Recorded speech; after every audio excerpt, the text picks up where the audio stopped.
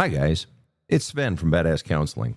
So we created the Badass Counseling group on Facebook, and it grew to well over 45,000 members. And we kept getting asked by folks for a support group, a growth group that's more intimate, gives more access to me, Sven, if possible. So the Badass Counseling team got together, and they created Community Plus.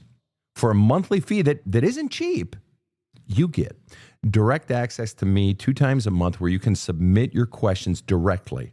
Monthly drawings for a small group counseling session with me. Monthly drawings for one-on-one counseling sessions with me. Priority Pass access to go to the front of the waiting list for ongoing counseling with me. Priority Pass access to be considered to be counseled by me on the Badass Counseling Show podcast. Direct access to my top 2 selling video courses, Healing the Soul and Unleashing Your Greatness. Interviews with people who've had success in their soul journey, some well-known and some everyday folks like you and me. And a fantastic opportunity to meet and get to know other men and women who take their healing and growth seriously and who do the work. And a social community feed where folks share their challenges, their struggles, and their triumph. And so much more. So go now to badasscounseling.com. Click on the Community Plus sign-up page for premium content and direct access to me and to like-minded people who are committed to healing, growth, and creating a community of support and happiness. From the New York City area, welcome to the Badass Counseling Show, where the master badass himself, Sven Erlandson, takes you deep and gives balm for the soul, baby.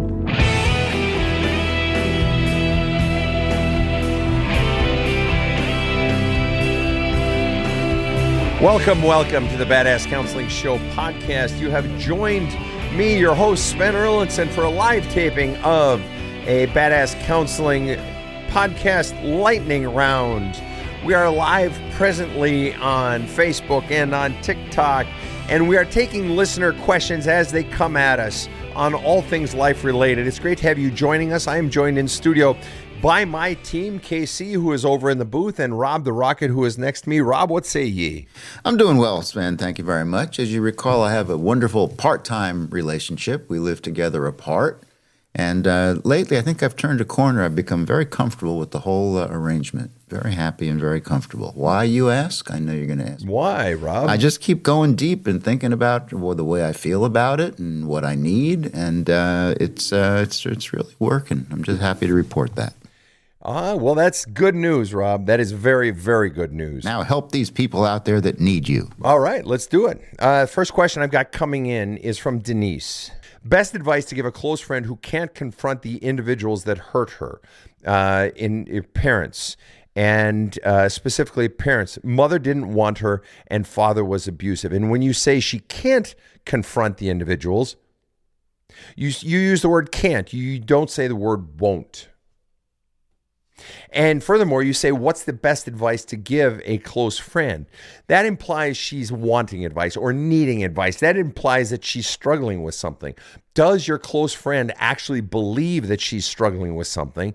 Does your close friend actually believe that what she's struggling with is correlated to or related to her parents, that they actually caused it? See, that's the question, because if she doesn't believe that her parents caused it, of course, she's not going to confront them. But you say she can't confront them. She can't, which implies either they're dead or they are, somehow incapacitated, or they have dementia, something along those lines. Best advice to give a close friend who can't confront the individuals that hurt her, her parents. All right. And one was abusive, and the mother didn't want her. The best advice to tell her is that she can still heal. The fallacy that so many people think is that you have to confront the parent in order to heal.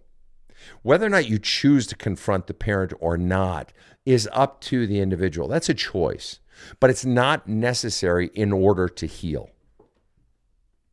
So that's why sometimes when people say, well, my father died, I can't heal from all the shit that he did to me. Or my mother, she refuses to have any conversations for me, so how can I ever heal?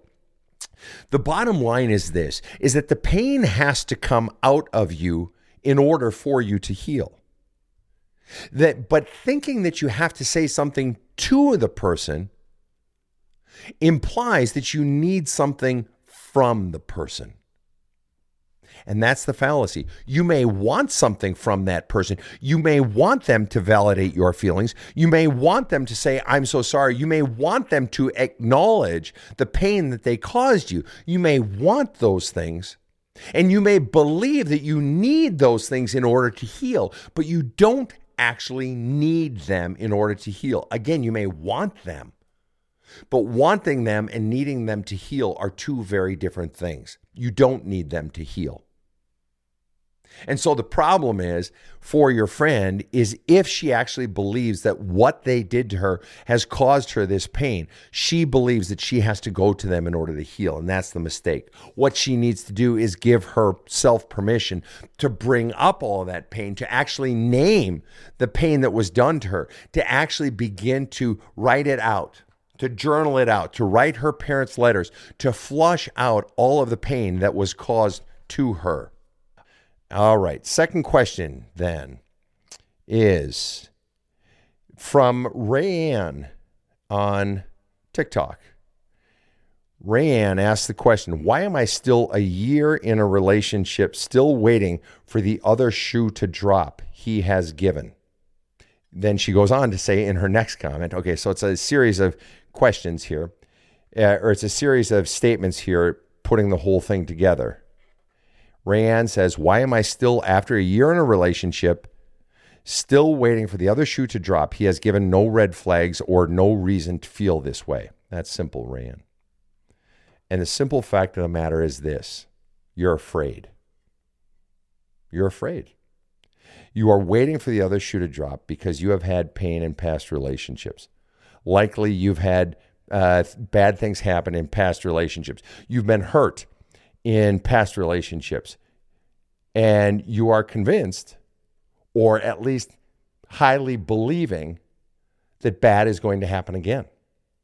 So your past relationships with Peter, Paul, Steve, Tom have conditioned you to believe that this new guy in front of you, even though he has given you no reason to believe that there's anything wrong with him. Let's say his name is Tony. Tony has given you no reason to believe that he's going to hurt you.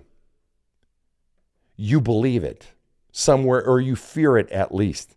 And so you live in this constant state of fear that Tony's going to hurt you, even though you have no reason from him to believe it. And so the reason that you're doing it is simply that. You are afraid that Tony's going to hurt you. That's what it is. And so the question becomes, well, how do you solve that? And the way you solve that is by going inside of yourself and beginning to look at those fears, where they came from, how they feel, where they originally came from, the original sources. Who hurt you? Who hurt you most recently? What relationships? Now, it could be past love relationships that you were in. But what I want to know is where, if you were to go back originally, who taught you to be afraid of being hurt? Who taught you that you wouldn't be okay if you were alone? I would also ask you, what happens inside of you when you are alone? What do you feel when you are alone? What are the feelings that go on inside of you? What are the phrases that go on inside of you? What are the messages? Things like, do you grow scared? Do you begin to think, see, I'm no good. See, I'm worthless. See, I'm alone. See, there it is. I'm unlovable. I'm unwantable. That's what you're really that's what you're really afraid of. Not just him leaving, not just him, hurting your feelings or cheating on you. It's what happens then if he leaves you or if you leave him. It's that being alone. So you have multiple things that you need to go into. But the reason you're still waiting for the other shoe to drop is because of pain in the past that has conditioned you to live in fear now, certain that it's going to happen, or at least thinking in high likelihood that something bad is going to happen. All right, next question. Here we go. 007 asked the question, as a police officer, how do I deal with day-to-day trauma, relationship, and personal feelings? Simple. And in fact, 007 is actually a regular listener of this show. And so it's always fun to see you here on the show. And thanks for tuning in, 007. It's actually 00713, which isn't a number, but I like to tease you anyway. 00713 says, as a police officer, how do I deal with day-to-day trauma, relationship, and personal feelings? You know what I'm going to say. You know what I'm going to say. And so I'm going to say it. And that is, the way you deal with it is by getting that shit out of you, man. You got to be, and I know you don't want to do this, and I know this sounds stupid, and I know you don't want to look at it, but the way you deal with feelings is by getting them the fuck out of you. All right? Think about this as a cop, all right? I grew up on a block, and of the four of us closest friends, other than all my brothers, my three best friends and me, so there were four of us. Two of us went military, the other two became cops. I've been around cops my whole fucking life, all right? And I don't know shit about your business, but I do know this. When you're going into a situation, even if it hasn't developed into a full-blown situation, what are you trying to do most of the time? You're trying to understand, but you're trying to defuse situations before they become conflagrations, right? Before they become big. How do you do that? By getting people talking, right? Talk it out. Hey, what's going on with you? Hey, what's going on with you? Just getting people talking, caressing a situation, right? Before it gets big. That exact same mentality, getting people talking, is exactly the mentality you got to take with your motherfucking soul. All right? You're a cop. You got to be taking that with your soul. That means you need to be making it a fucking priority. You ask, how do I deal with day-to-day trauma, relationship, personal feelings? You need to be flushing this out. I have counseled so many cops, so many sergeants, lieutenants, chiefs over the decades, more than I could even begin to count. I have counseled at use of force training. I have spoken at fucking unit graduations. All right. And one of the things I repeatedly come back to is you guys got to get your shit out, because you guys are just like when I address military folk. What are you guys fucking conditioned to do? Do the tough guy shit and pack it up and bottle it up and stuff it down. And that is the dumbest fucking thing you can do. That's why I get calls in the middle of the night from, this cop or that cop that I know that has the bottle of Jack Daniels in one hand and their service revolver in the other hand. Because they've been bottling that shit up, because that's all they ever taught their whole life. Get a goddamn pad of paper and a pen and start fucking journaling. And you knew I was going to say that. You know me. You've listened to the show long enough, so I'm harping on your ass right now, all right? You got to make it a priority. Write a letter to that, that perp that pissed you off or that got in your face. Don't send it, obviously. Write a letter to your boyfriend, your girlfriend, and don't send them. Burn them, flush them down the toilet, whatever. But you got to start flushing this shit out of you. Every single time we have somebody on the show and we get them talking and they talk about their shit, they feel better after. They feel relieved. They feel hopeful. They feel exhausted, but in a good way. That's what you need to be fucking doing. All right, next question. Donnell asks the question, I'm an empath, tired of being hurt by people. Will it take getting angry about it to heal? What a fascinating question you asked, Donnell. The mere fact that you ask that question says that you have reticence, says that you have resistance to getting angry. It implies either you have a conscious resistance, like I really don't want to do that, or you have some sort of like buried resistance, like I don't really know how to do it, like I was never taught that it was okay. You wouldn't have asked that question unless there's something about what will it take getting angry? Like you have to conjure it up, like it's something you have to do, like it's a fucking chore. Like, do I really have to fucking rake all the fucking leaves out of the garden? And do I really have to weed the garden? Fuck, I hate weeding. That's what it sounds like. There is something about getting angry that you don't want to do. And you know what? That is so fucking consistent with being an empath or being just a person who has high empathy or just being an extreme giver, a people pleaser to the nth degree. They go hand in hand, right? Why? Because you get your fucking love by giving lots and lots of love and by always being happy and always taking care of everyone else, right? The notion of getting angry, well, that's anathema. But you have to understand, inside of anger, one of the things I've written about in my book, the bestseller, There's a Hole in My Love Cup. One of the things I talk about in there is children shout loudest when feeling heard least. Let's play with that idea very briefly. Why are they shouting loudest? Because they're not feeling heard. Inside of that anger is the word no. No, I don't like how I'm being treated. No, this isn't fair to me. No, you can't do this to me. No, I don't want to go do that. Inside of the anger is the no. But inside of the no is the I. I don't want to do that. No, you can't do that to me. No, that's not fair to me. No, I don't want you to treat me that way. So inside of the anger is the no, but inside of the no is the I. Inside of the anger is I.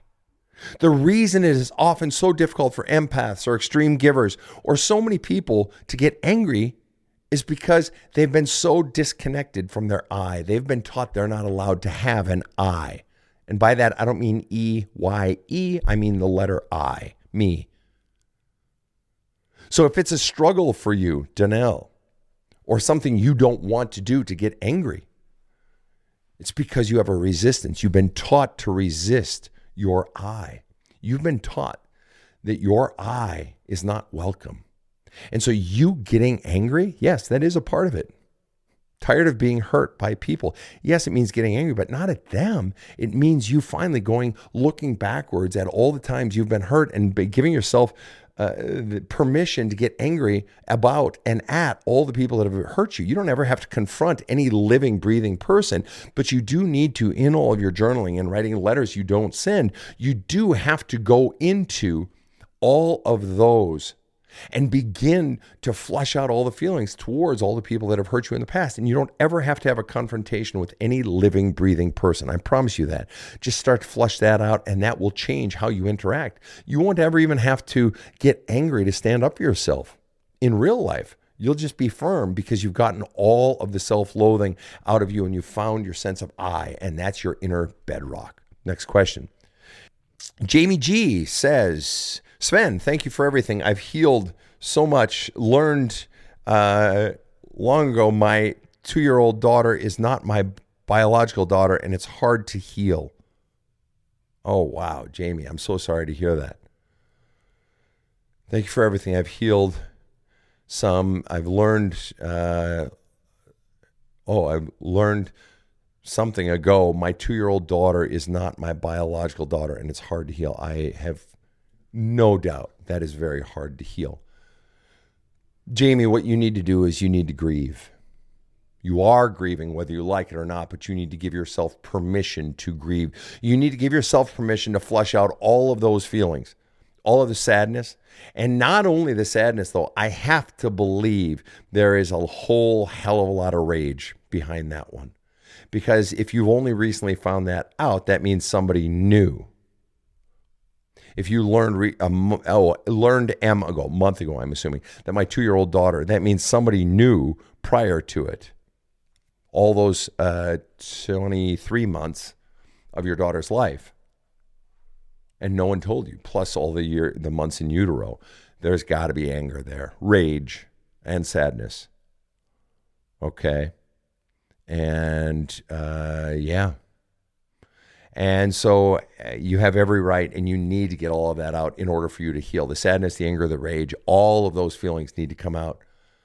And if you're not willing to face those feelings, then what kind of parent are you going to be? You're going to be disconnected from your own feelings, but also that's going to impact you. And you're going to treat this daughter as if this daughter is not your own, rather than treating this daughter as if this daughter is your own. Now, I'm going to presume that you still have access to your daughter and you still have full access and so forth, but you just don't have the biological connection. But you still, I'm assuming, unless I hear otherwise, that I'm assuming you still have full access and the opportunity to have a wonderful life and relationship with your daughter. All right, we're going to take a quick break and come right back. So I was telling a buddy of mine how he seems happier. He told me about the book that changed his life. So I bit. I went to the Badass Counseling website and downloaded There's a Hole in My Love Cup audiobook. I started listening to it on my commute home from work, and holy cow, it was a Louisville Slugger to the face.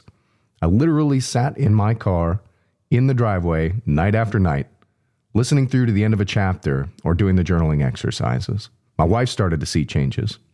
I started to change a lot. My default response stopped always being anger. Now, I manage a team of salespeople, and I changed as a leader. I was listening more, not always just reacting. When their numbers started going up seemingly out of nowhere, I knew what the reason was. There's a Hole in My Love Cup is now required listening for any person on my sales team or working for me, and I gladly buy it for them.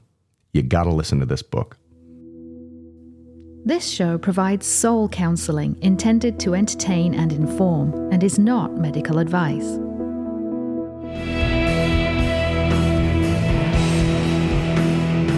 Now, back to the badass. And we are back with more questions on TikTok and on Facebook in this live taping of the Badass Counseling Show.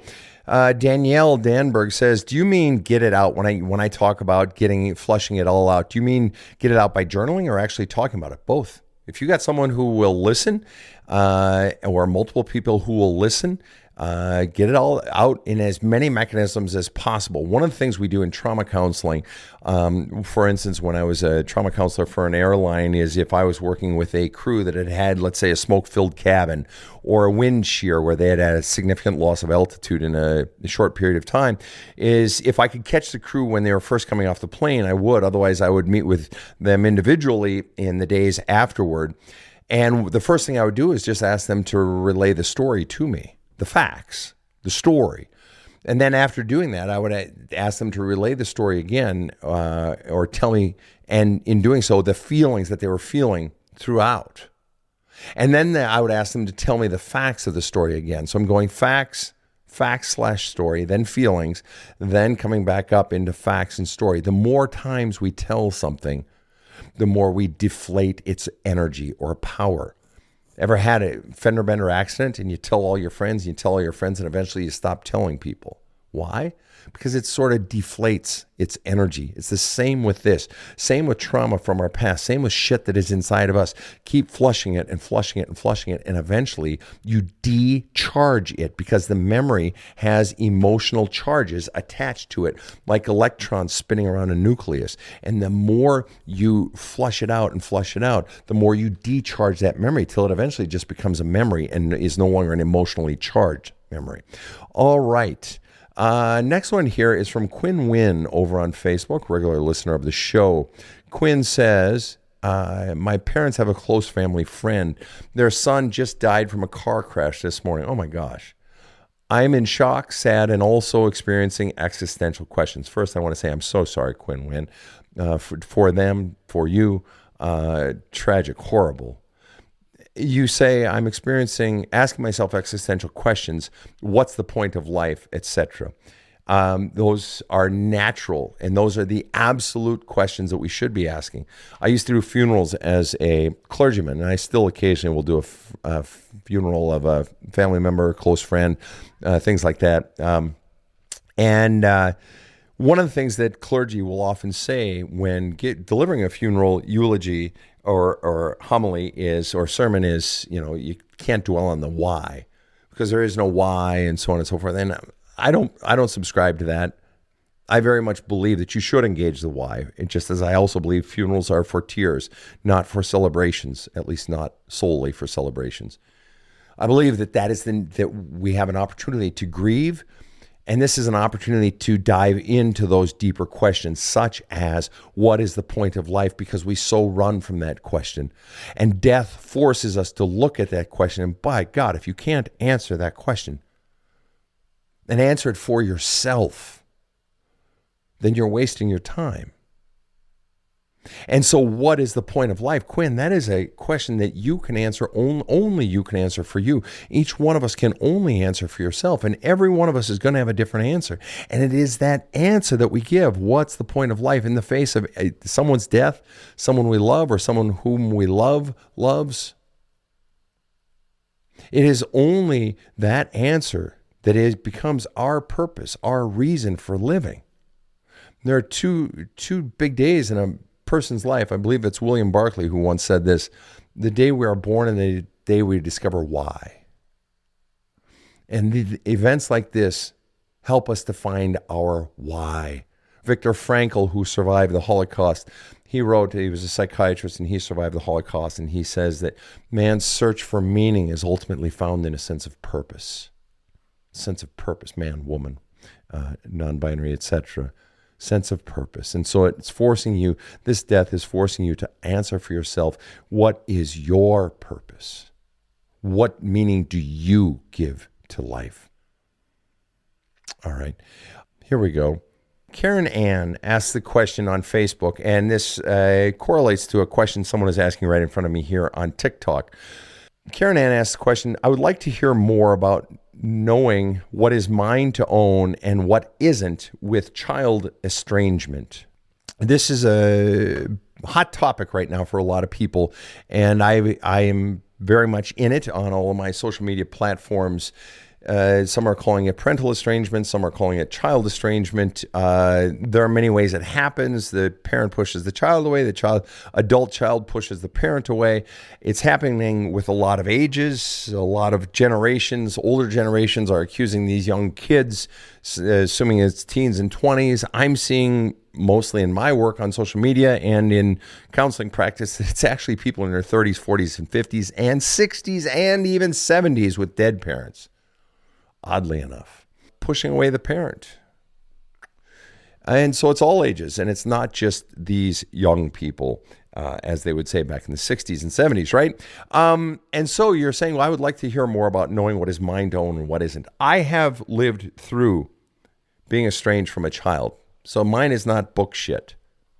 I literally have lived through it. I was estranged from my children, and one of them in particular, for well over a decade. All right. And mine was the result of, yes, somewhat the child, but then also the other parent, and was pushed away and for a long time. And it was extraordinarily painful. And I won't get into all the details because it's not pertinent at this moment. So I've lived it.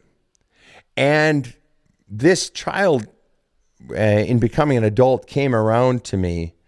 And I opened the door. I said, I'm open to hearing, and I want to hear the rocks that I put in that burlap sack on your back, the pain that I have caused you.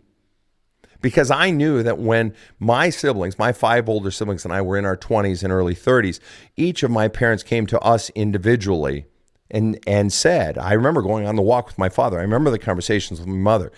Here's how I recall the ways that I've hurt you, undermined you, doubted you, criticized you. And I want you to know that I see them and I am sorry, and there was no excuse and I shouldn't have, and I'm sorry. And I want to know the other ways that I have, because, and now I'm using my language. They didn't use this language, but any rocks that I've put in that burlap sack on your back, I want back. Because you should be taking off now. You should be in flight. You shouldn't be burdened by things I put on your back. And then again, in my mother's 80s, she went to each of us kids again, all 6 of us, and our spouses, and said, if there is any way that I have hurt you, anything that is not cleaned up in thought, word, or deed, I would like to take those rocks back. And then again, in her 93rd year of life, knowing it was her last year on earth, she said, I do not want to die, knowing that there is anything that I have done, even a pebble in your bag on your back, each of us kids and each of our spouses. It is with that in mind that I, realizing that, and anybody who knows my parents knows they were the very zenith of deliberate parenting. It was with that in mind that when my own kid, 2 of them, but especially one, came to me and said, I want to talk about X, Y, and Z, you not being there and me not being able to count on you and so forth. I listened and I owned it right away. And I also made a decision, and I left the door open with both my kids that there would be more opportunities. I said, anytime you want to talk, if there's more, I want to hear it. I want to own it. I made the decision that what the fuck do I care if I own it or not own it? Why not just own it? What do I lose? If my kid, who now is, let's say, not today, but at the time was in their early 20s or mid 20s or early 30s, that means I'm roughly in my 50s, right? Okay, 40s, 50s, right? Their brain is at the very peak or approaching its peak of abilities. I got smart kids, all right? Mine is already on the decline. I'm already forgetting things. I've got 50 years of shit to forget. I've forgotten plenty. Their minds are at their very peak. Furthermore, I believe in my children's integrity. So they're not going to make shit up just to hurt me. And they know the door is open. So if they're angry at me, get it out. Let's talk about it. Get it out. Flush it out. So I figured, what the hell do I lose by owning it? Even if I can't remember it, or if I remember it differently. What do I lose by just saying, you know what?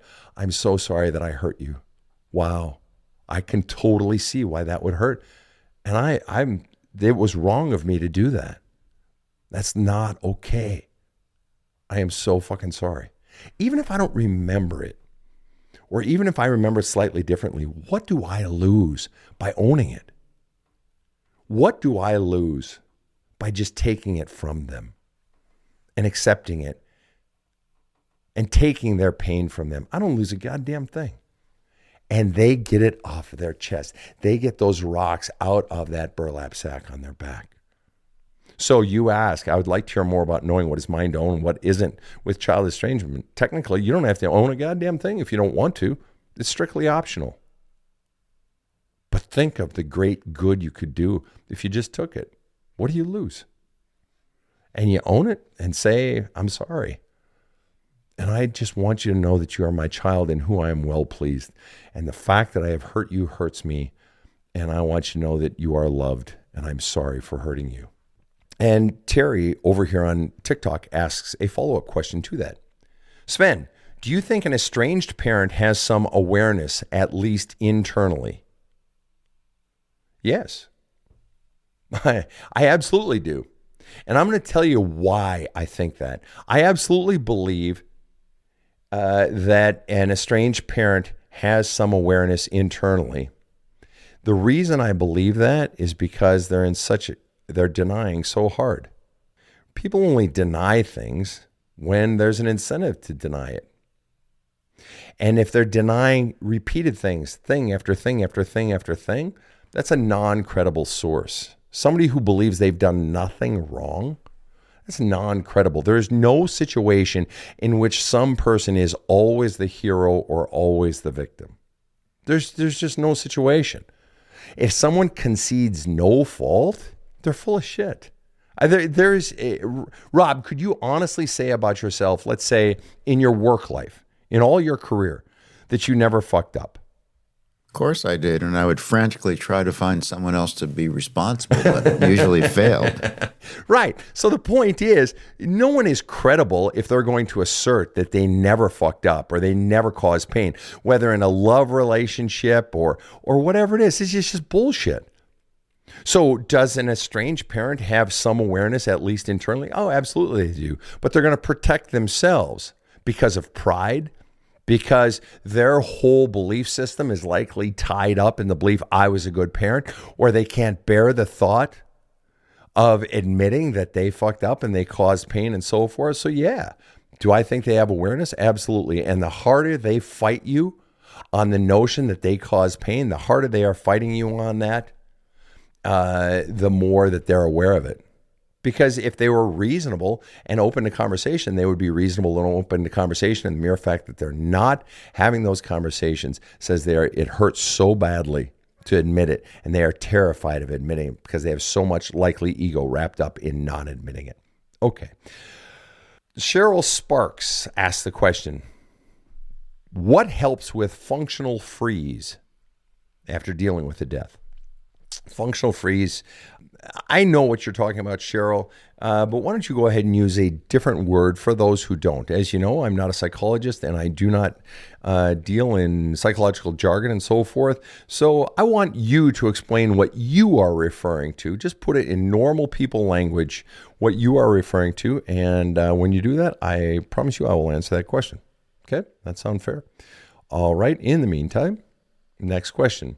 Brittany Davis asks the question, best response to someone who hits things when angry in front of or near me? Okay. Well, first of all, let me ask you this question.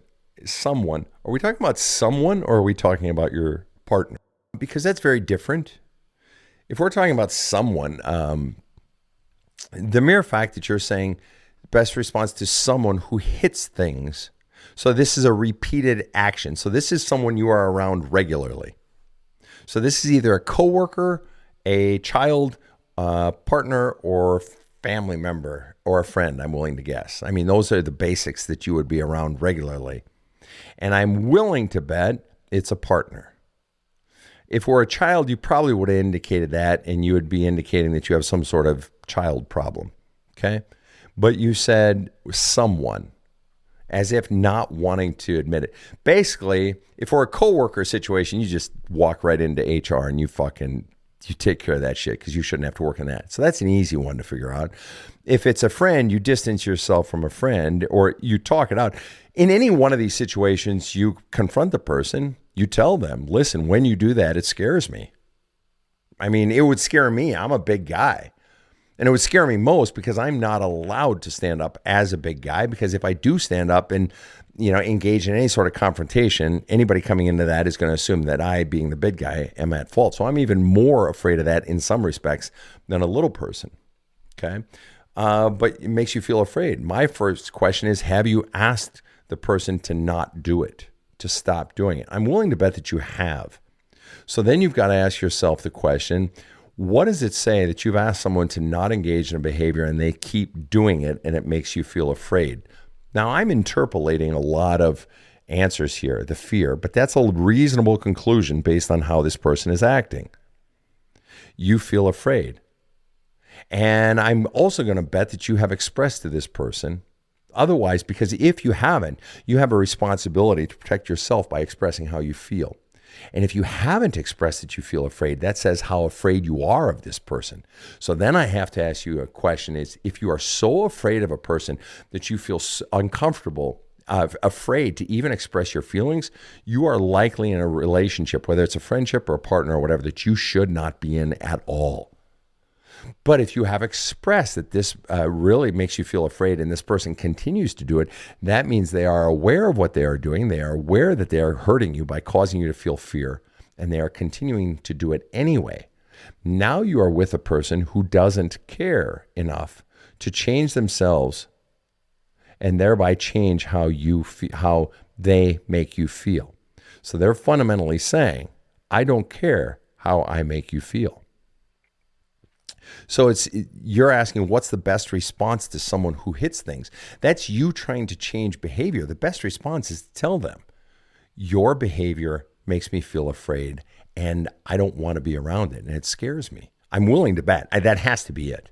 When they're angry, it makes you afraid. The best thing is to simply tell them how it makes you feel and then watch how they respond. Well, I'm betting, as I said, you've already told them that and they haven't changed. There's your answer, Brittany. You want them to stop, but the fact that they haven't stopped is the answer. You don't matter enough to that person for them to get the therapy necessary to stop so that you don't feel afraid. They don't give a shit. And I know that's fucking brutal, but it's a fact. Because if they did give a shit, they would have either changed or they would be changing. And if they were in the process of changing and you were seeing progress, you wouldn't even be asking me this question. You'd be like, yeah, they're making progress. I'm good. But no, they're not making progress because they don't give a shit. So their actions are fundamentally saying, I don't give a shit. Fuck you. So what's the real question you need to be asking in this situation is, why am I choosing to stay with someone who I have asked to stop doing this and they've chosen not to? They've chosen not to fix the situation. What is the fear operating inside of me that is so great that I'm choosing to be with someone who makes me feel afraid when they are angry? Anytime you're trying to figure out why someone is doing something that doesn't make sense, always ask yourself the question, what is the primary fear driving the behavior? Speculate the answers, go with the biggest, hairiest, scariest one. I'm willing to bet you are afraid of being alone, and that somewhere in that aloneness, it's not, making it on your own or whatever. It's that there are voices inside of you that fear, you don't have worth. See, I'm alone. See, I'm unlovable. See, no one wants me. So there is something inside of that you fear immensely. And that is why you're choosing to stay in whatever this is, a friendship or a love relationship with someone who treats you with such disdain or in consequence that they don't change when they know that they are making you feel afraid. Next question. Tracy Haynes Kinder asks on Facebook a similar question, actually. Do you have to keep defending yourself over and over again to the same question that you have already answered and shown proof on? No. But my question is, why would you want to? And the reason you want to is because you want them to be content with your answer. And the mere fact, though, that they keep asking it, Tracy, says they're not content with your answer, right? This has nothing to do with your answer. This has to do with their own fears. And that's why they keep asking. Do you have to keep defending yourself? No. Truth is, you don't have to do a goddamn thing you don't want to do. The truth is, you don't want to defend yourself anymore because you asked the fucking question, but you keep doing it. So you have to ask yourself why you keep doing it.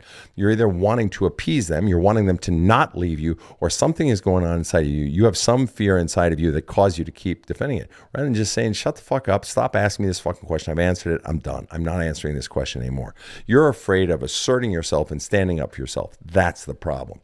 Cheryl Sparks comes back and asks, functional freeze, a stress response where you maintain daily obligations like working, or she's asking about functional freeze in the face of death. You know, how do you deal with it? And I asked, well, what do you mean now? But I don't know if you're giving me your answer or a canned answer, but she says functional freeze, a stress response where you maintain daily obligations like working or caring for others, but feel emotionally numb, mentally disconnected, or physically shut down inside. It is your body's survival mechanism for coping with prolonged overwhelmed grief. I know all of that. Well, I wanted it in your words, though. Now, I'm going to assume those are your words. Be surprised if those were your words because I just wanted the brief answer, but that's fine. How do you overcome that? Well, my question is, do you want to overcome that? Do you truly want to overcome that, Cheryl? Because if you do, then what you do is you would sit down and take out a pen and a paper and write a letter to the person that you are grieving. Don't send it. If it's a death, obviously you can't send it, but write a letter to them. Journal. And in your journal, or both, and in that journal, write, what am I numb to? What is it that I'm trying to numb myself from? And then answer that question. Write that question at the top of the page, then write your answer to that question. What am I trying to disconnect from? What is it that I'm most sad about? In other words, start by pulling on the threads and keep pulling the threads, even if they don't yield fruit at time. Because fundamentally, what you're trying to get out of you is the feelings of pain, sorrow, rage, grief, sadness, frustration, all of those. And the more you keep pulling those threads, it may not break on the first time or the fifth time or the seventh time, but eventually that dam will break and it'll all begin to flush out of you. And you keep flushing it using journaling and writing letters that you don't send. All right. Next question. Tamers 154 says, my husband won't talk about money issues and he gets mad or walks away. That's okay. Denies everything. He was fired from 3 jobs for stealing and he denies it. I'm going through stuff with my husband. He doesn't care. I'm stressed because he won't get help with bills or get a job. He won't help with bills or get a job. And so Tamers is fundamentally asking, what the fuck do I do? Well, my question to you, Tamers, is honestly, what do you want to do? In this situation, what do you most want to do? I'm not asking what you want to have happen. You say he won't talk about money issues, he gets mad or walks away, he won't get a job, etc. I'm asking what you most want to do. What action do you want to take? Write that down on a piece of paper and put it in 1 sentence or less. And then you have to ask yourself one fundamental question after that. What is your single biggest fear if you don't? In taking that action, what is the biggest fear if you do take that action? And what is your biggest fear if you don't take that action?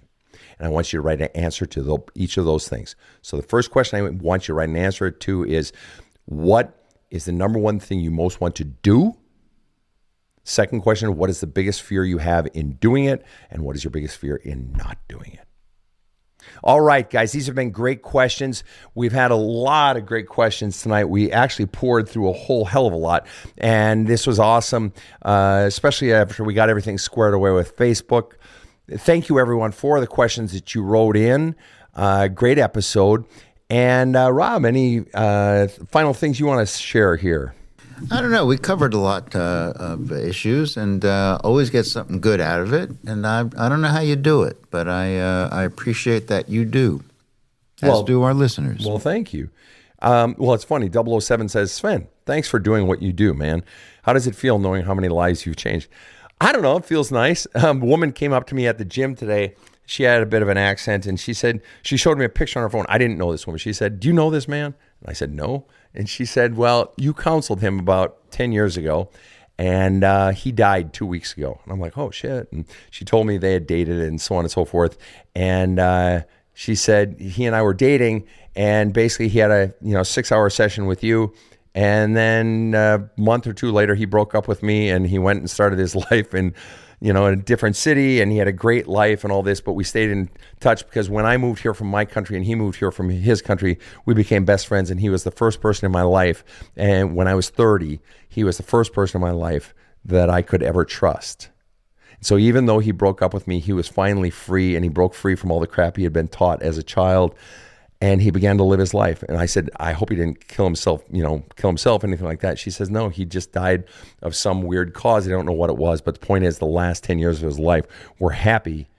And he was finally alive, and he saw the United States, and he went to the Grand Canyon and all that stuff because of his counseling with you. And I just wanted to thank you for that. And I'm like, wow, thanks. I gave her a big hug and all this. And so it's nice. You ask how it feels to help people, and you don't always know. And I guess the thing that's honestly makes me happiest is when I hear about people helping other people.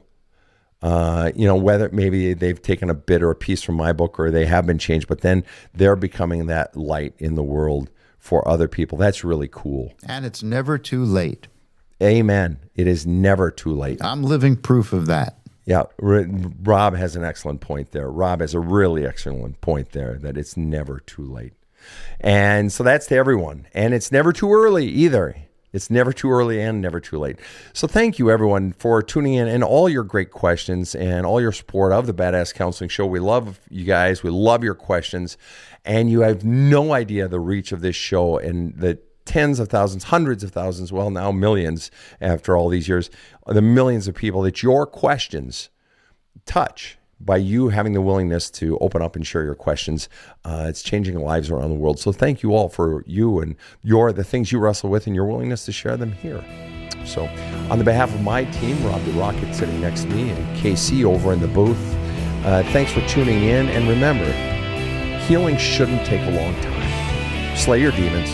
Have a kick-ass day. The Badass Counseling Show is strictly copyrighted. No copies may be made without the express written consent of the Badass Counseling Show, LLC. The Badass Counseling Show is produced by Karen Camparelli and Robert H. Friedman. Executive producer Sven Erlandson. Original music by 2-time Emmy Award-winning composer Trevor Morris. Have a kick-ass day.